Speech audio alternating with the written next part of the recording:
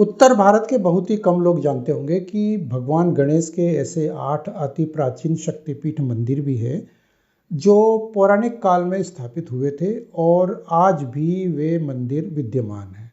जी हाँ, भगवान गणेश जी को अष्टविनायक भी कहा जाता है, अर्थात 8 गणपति। और अष्टविनायक जी के ये मंदिर महाराष्ट्र राज्य के पुणे में स्थित है। पुणे के समीप स्थित अष्टविनायक जी के ये सभी 8 पवित्र मंदिर मात्र 20 से लगभग 110 किलोमीटर के क्षेत्र में स्थित है। तो इस जानकारी को और आगे बढ़ाने से पहले यहाँ मैं आप लोगों से अनुरोध करना चाहूँगा कि यदि आप हमारे इस चैनल पर पहली बार आए तो कृपया इस चैनल को सब्सक्राइब करके पास में बने बेल आइकन को जरूर दबा दें ताकि हमारे आगे आने वाले वीडियोस की नोटिफिकेशन आप लोगों तक पहुँचती रहे। तो इन अष्टविनायक मंदिरों का पौराणिक महत्व और इतिहास हमारे लिए सबसे विशेष कहा जा सकता है, क्योंकि इन सभी मंदिरों में विराजित गणेश जी की प्रतिमाएं स्वयंभू मानी जाती हैं।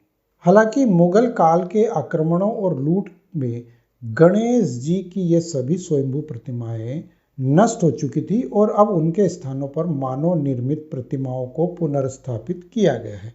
लेकिन ये सच है कि इन सभी 8 मंदिरों की ये प्रतिमाएं यहाँ स्वयं प्रकट हुई थी और उन्हीं स्थानों पर आज भी विराजित है। और उन प्राचीन स्वयंभू प्रतिमाओं के प्रमाण और उल्लेख हमको गणेश पुराण में स्पष्ट रूप से मिलते हैं। ये पुराण सनातन धर्म के सबसे पवित्र ग्रंथों का एक समूह है, इसलिए इन 8 गणपति धामों की यात्रा अष्टविनायक तीर्थ यात्रा के नाम से जानी जाती है। इन मंदिरों के बारे में कहा जाता है कि भगवान विनायक आज भी इन सभी मंदिरों में साक्षात उपस्थित है। आधुनिक काल के इतिहास में मराठा साम्राज्य के शासकों के सहयोगियों की सहायता और समर्थन के कारण इन 8 मंदिरों का पुनर्निर्माण और पुनर्स्थापना संभव हो सका था।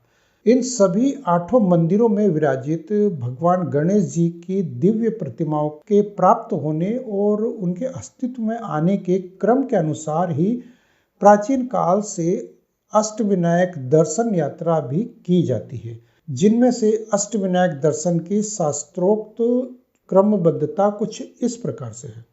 तो सर्वप्रथम मोरगांव पुणे में स्थित मयूरेश्वर या मोरेश्वर विनायक आते हैं और इसके बाद सिद्धि विनायक जी की अहमदनगर जिले की करजत तहसील में विराजित है। फिर तीसरे स्थान पर बल्लालेश्वर विनायक जी आते हैं जो कि रायगढ़ के पाली गांव में स्थित है। चौथे स्थान पर बर्द विनायक जी आते हैं जो कि रायगढ़ जिले के कोल्हापुर में स्थित है।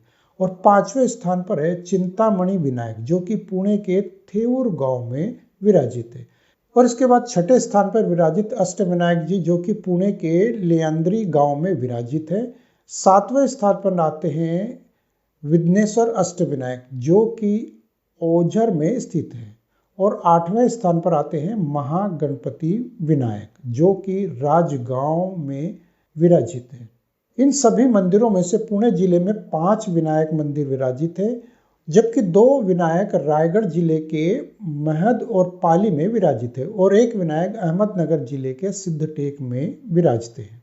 इन सभी अष्टविनायक मंदिरों की यात्रा करने के लिए एक विशेष पौराणिक मान्यता और पूर्व निर्धारित क्रम निर्धारित किया गया है, लेकिन आजकल देखने में आता है कि अधिकतर श्रद्धालु अपने समय और खर्च को कम करने के लालच में इन सभी पूर्व निर्धारित पौराणिक क्रम का बहुत ही कम पालन कर पाते हैं।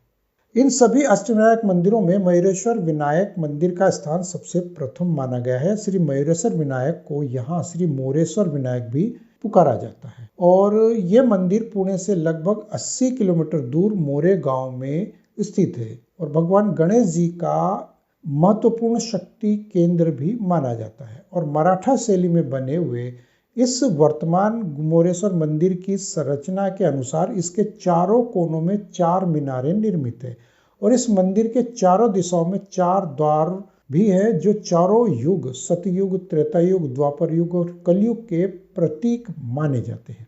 मंदिर में गर्भगृह के द्वार पर भगवान शिव के वाहन नंदी बैल भी स्थापित है जो कि भगवान गणेश जी की ओर निहार रहे हैं। मंदिर के संबंध में यहाँ पर प्राचीन मान्यता है कि एक बार भगवान शिव जी और नंदी इस मंदिर क्षेत्र में विश्राम के लिए रुके थे, लेकिन बाद में नंदी ने यहाँ से जाने के लिए मना कर दिया। तब से लेकर के आज तक नंदी यहीं विराजमान है। नंदी के अलावा मूषक भी यहाँ मंदिर के रक्षक के रूप में तैनात है। मंदिर के गर्भगृह में भगवान गणेश जी की प्रतिमा बैठी हुई मुद्रा में दर्शाई गई है तथा उनकी सूंड बाएं हाथ की ओर मुड़ी हुई है। इसमें गणेश जी की 4 भुजाएं एवं 3 नेत्र दर्शाए गए हैं।